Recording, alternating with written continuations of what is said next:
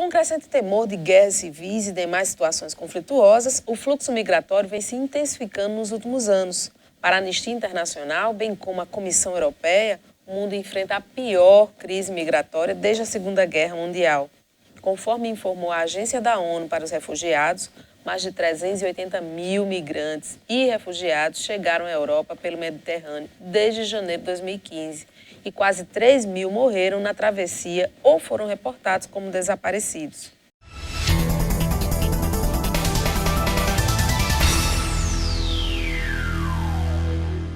A foto de um menino sírio morto em uma praia da Turquia virou símbolo da crise migratória que já matou milhares de pessoas que tentam chegar à Europa para escapar de guerras, perseguições e da pobreza. Nas redes sociais, houve uma divulgação massiva ligada à imagem da criança e uma questão veio à tona, o processo migratório. Para falar sobre o assunto, convidamos a professora do curso de Direito da Facisa, Milena Barbosa. Professora, boa tarde, seja muito bem-vinda ao Tema Jurídico. É um prazer tê-la aqui conosco e para ajudar a entender o que está acontecendo, né? Como a gente acabou de dizer, depois da Segunda Guerra Mundial, esse é um movimento que tem chamado a atenção em termos de guerra civil e o processo migratório, em especial, atingindo diversos países. E eu queria lhe ouvir de início o que é que está acontecendo para a gente chegar a esse ponto. Boa tarde, Carla.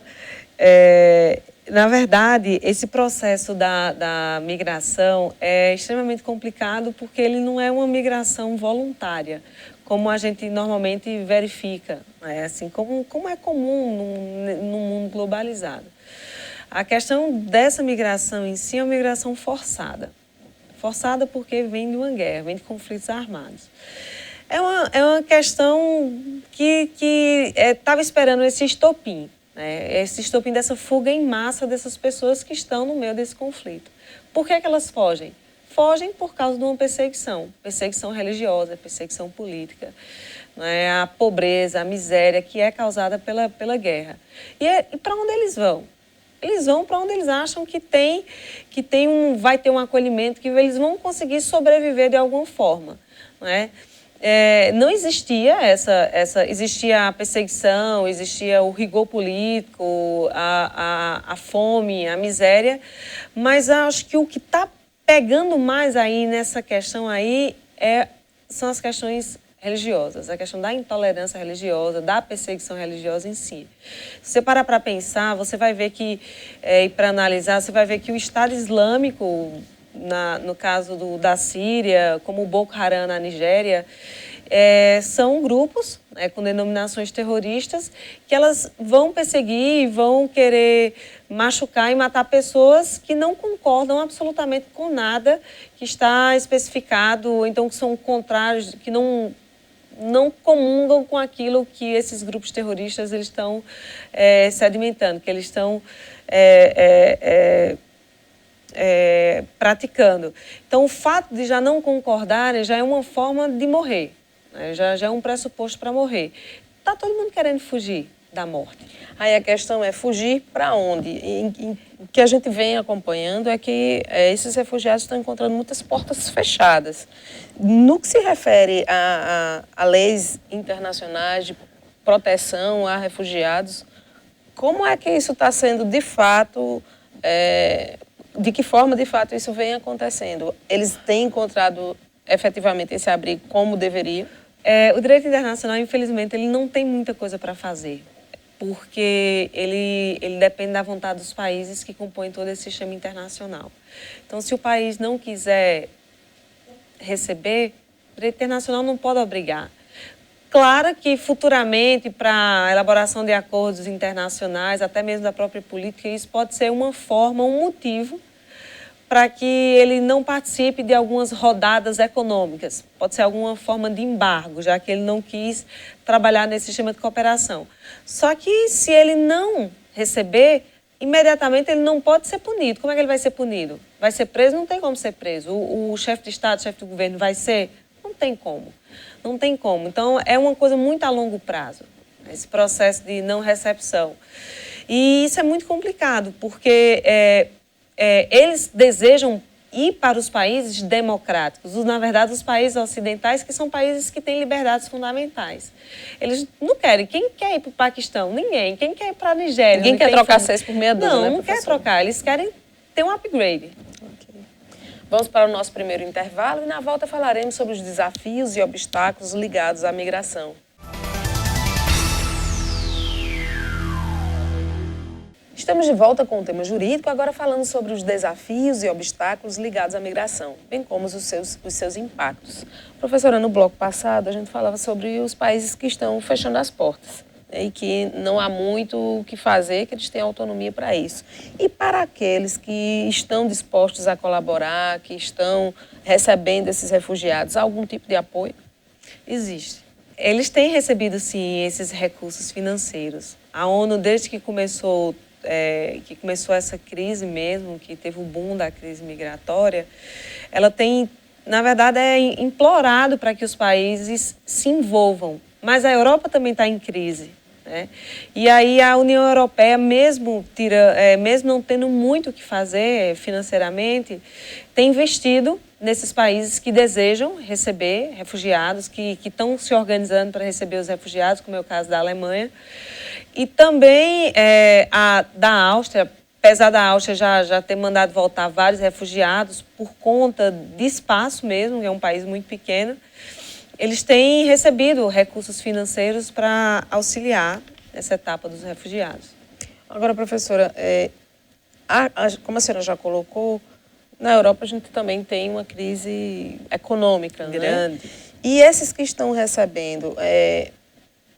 Para esses refugiados, haveria uma forma de inseri-los, por exemplo, num mercado de trabalho mais como mão de obra barata? Carla, é muito complicada essa parte, mais uma vez, a parte dos refugiados. A Europa está em crise. Europa em crise. A Europa ela tem uma característica bem peculiar. Eles são muito organizados. São muito organizados. E aí, eles só vão receber, eles têm na cabeça que eles só podem receber aquelas pessoas que eles dão conta do serviço.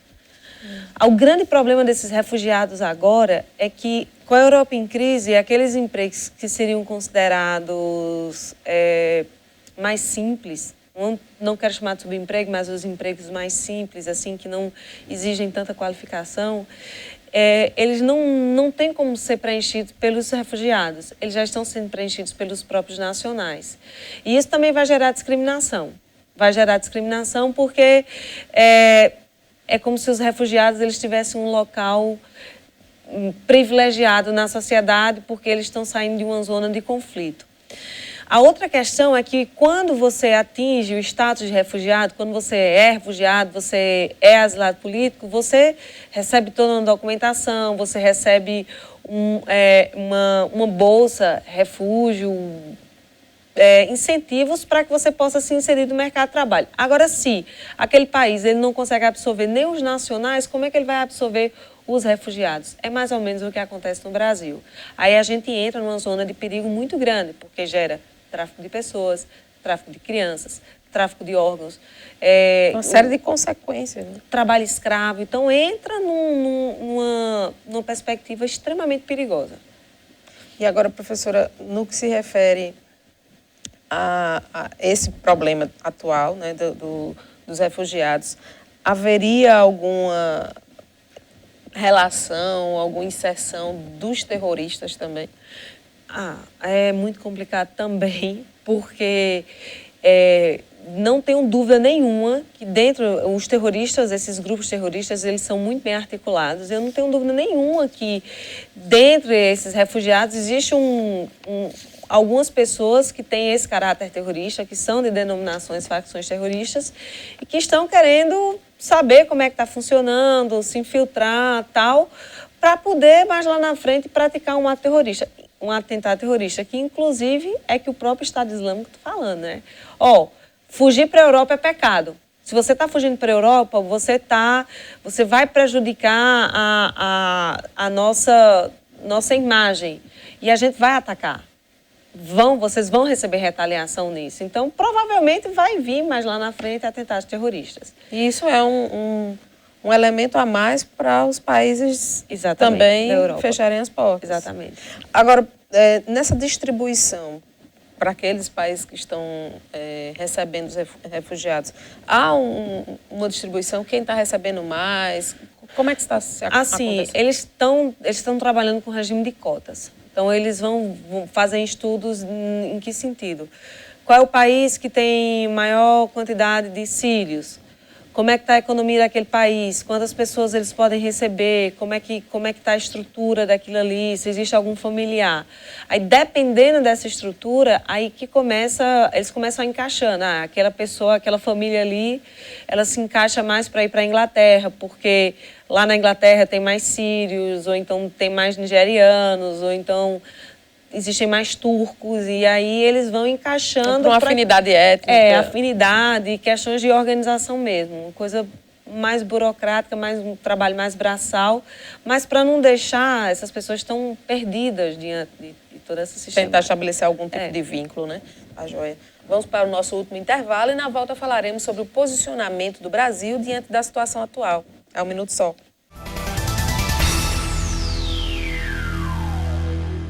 Estamos de volta com o tema jurídico, agora falando sobre o posicionamento dos países emergentes, como o Brasil.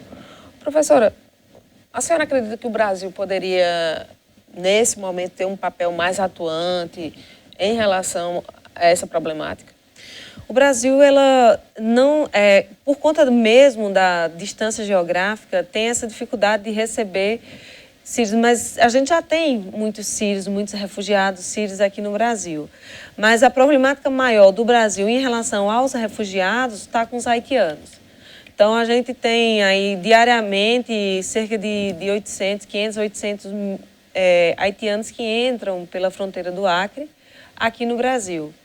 Mas, assim, a gente sabe que tem consequências, chegarão vários sírios, vários refugiados, como já tem chegado. E é muito comum a gente encontrar em São Paulo, no meio da rua, pessoas do Médio Oriente, né, refugiadas, que estão fugindo da guerra. Isso vai ser normal. Mas o Brasil está, hoje, por conta da localização geográfica, ele está mais voltado aos haitianos. Mas há uma coerência entre essa política de boa vizinhança, de dizer, venho, eu recebo, e efetivamente o que se proporciona aos refugiados que escolhem o Brasil?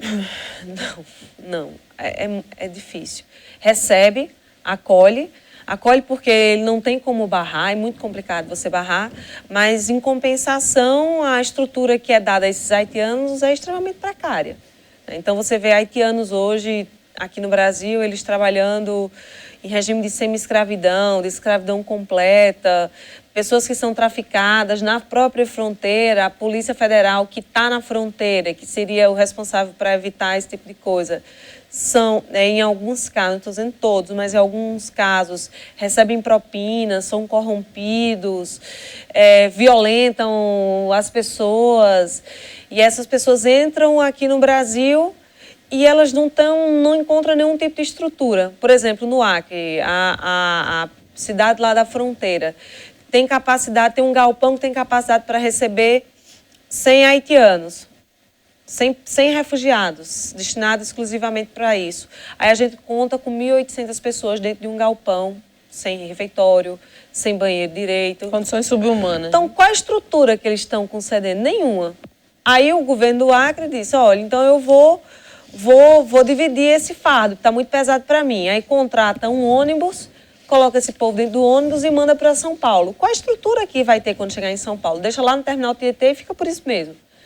Aí entra na criminalidade, e é muito complicado isso. Qual a potencialidade desse processo migratório em fazer avançar ou agravar a crise econômica?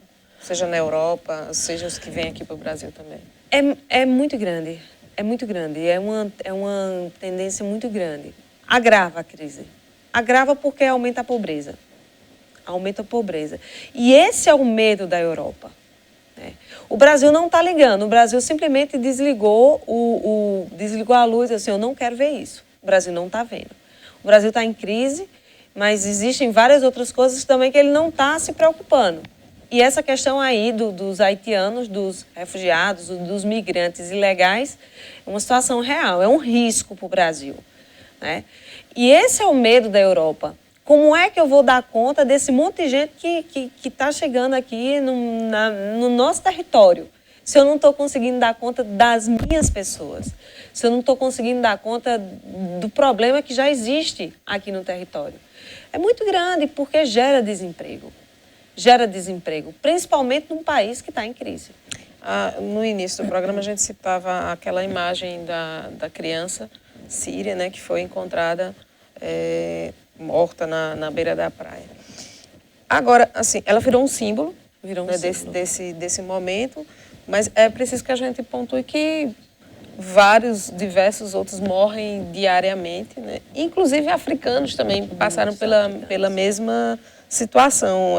A que atribui o fato daquela criança em especial ter chamado tanta atenção, ter sensibilizado tanto? Eu acho que é pelo fato de ser uma criança, né? Choca muito a gente saber que uma criança que o mar morreu em alto mar e a onda trouxe até a beira da praia. Eu acho que tem mais esse sentido aí, a questão da divulgação da mídia. Mas a gente sabe, a gente não pode esquecer do caminhão que foi encontrado ontem, entrando na Áustria com 15 sírios mortos. Das pessoas que são mortas por traficante. Recebem a propina para atravessar a fronteira e elas são mortas posteriormente. Isso é muito comum. Dos sírios que morreram no mar Mediterrâneo, tentando a travessia para chegar, né, na Europa, e assim vai. Né? Professor, qual é a penalidade prevista, ou quais são as penalidades previstas pela ONU para os traficantes de pessoas? A ONU ela não pode punir essas pessoas. Isso aí cabe a cada ordenamento jurídico. A ONU, a amplitude da ONU, o âmbito de atuação da ONU em relação aos países. Em relação às pessoas, aí cabe a cada país, né? A cada ordenamento jurídico. Então, ele é quem vai julgar, ele é quem vai condenar, ele é quem vai punir. Se, por exemplo, aquilo ali for considerado crime, aquele ordenamento jurídico, que o protocolo de Palermo, que trata sobre tráfico de pessoas, já está bem assim, bem abrangente, já tem muitos signatários, e ele estabelece que aquilo ali é crime. Se o país é signatário, então ele tem a obrigatoriedade de punir aquele indivíduo. Se ele não for considerado crime no ordenamento jurídico, então ele fica isento. Professora, eu quero agradecer a colaboração, a conversa que tivemos aqui em relação ao tema, extremamente esclarecedor, e a gente, embora esteja aqui bem distante, mas isso também é preciso que a gente faça a devida reflexão, os alunos de direito, né? Acho que para a senhora que ensina essa disciplina lá na Facisa, para os alunos é um tema extremamente atual dentro de um contexto que eles estudam, né? Então, quero agradecer a sua participação. Obrigada, Carla, e eu me coloco à disposição para maiores, posteriores entrevistas. Muito obrigada. Obrigada, professora. Obrigada a você também pela sua audiência aqui na TV Itararé. Se você tem alguma sugestão de tema, por favor, nos envie. Curta nossa fanpage e siga nosso canal no YouTube. Bom final de semana e até sábado que vem.